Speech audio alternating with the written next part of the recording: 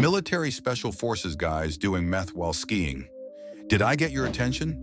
In 1944, deep in the forests of Lapland, one Finnish soldier turned a war zone into a one-man endurance trial, powered entirely by military-grade methamphetamine.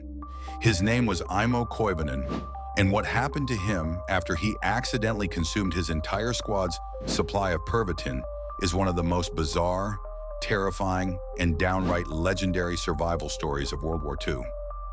It all started on March 18th. Koivunen and his unit were wrapping up a grueling 3-day ski patrol when they were ambushed by a Soviet force far larger than their own.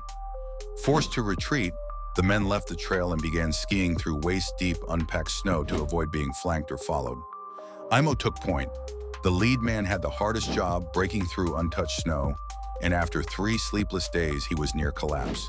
Falling behind would mean getting caught. And so desperate, he reached into his jacket for the squad's emergency stimulant, Pervitin, a German-made methamphetamine issued to boost alertness. The pills were supposed to be rationed carefully, but after days pressed against his body in freezing temperatures, the wax-coated supply had fused into a single clump. With mittens on and no time to waste, Aimo did the unthinkable. He swallowed the entire block, 30 pills, at once. What followed was a descent into something between a hallucination and a horror movie. Within minutes, Koivunen surged with inhuman energy.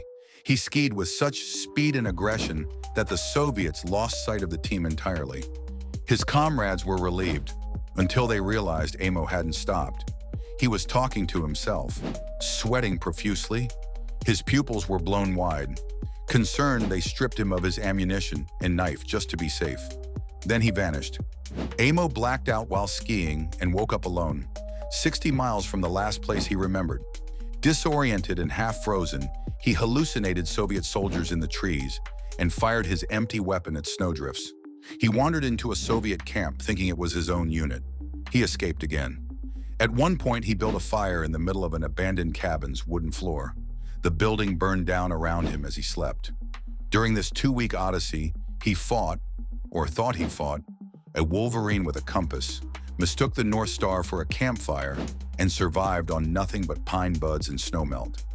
At one point, he stepped on a landmine at a deserted outpost, blew off part of his foot, and lay there for days, still too high to die. When Finnish troops finally found him, he had been missing for 14 days. He'd covered more than 250 miles on skis. He weighed just 95 pounds. His resting heart rate was 200 beats per minute, and somehow, impossibly, he lived. Koivunen eventually made a full recovery, returned home, and lived to the age of 71. He rarely spoke about what happened, but in a twist that almost feels scripted, he once submitted his tale to a newspaper contest for craziest war story. He came in second. This wasn't just the strangest survival tale of World War II. It might be the strangest military story ever told. But beyond the chaos and absurdity, it reminds us of what the human body and mind can endure in the most extreme conditions. So here's the question. Should meth have ever been in a soldier's rucksack to begin with? Or in this case, did it actually save a life? Let me know in the comments.